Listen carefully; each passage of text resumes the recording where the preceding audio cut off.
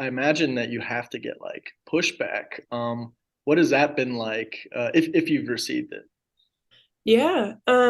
No, we've received it. Um, uh, well, especially around like our more recent paper on Ukraine, it's kind of, like I said, like it's just been a tricky topic to discuss, because it's so contentious and such a terrible thing that's happened. But I think there's like an assumption sometimes that if you're anti-war or like critical of the military, that you're not patriotic, and this like idea of freedom and this idea of like war as a force of good.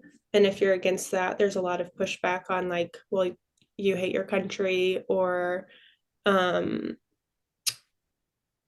things like that, I guess. But I think that like we take the opposite view, and we think like all lives, are important to look at, not just like US lives, but looking at the global picture of war. And also, one of the statistics that I think, this is actually the one that surprised me most, um, of the amount of people who've died in combat, US military members who have died in combat, four times as many have committed suicide.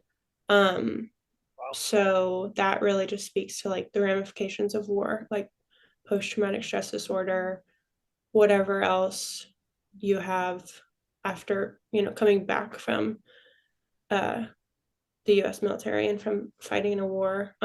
So I mean we get pushback about that kind of stuff all the time, but we look at like both US and abroad implications of war.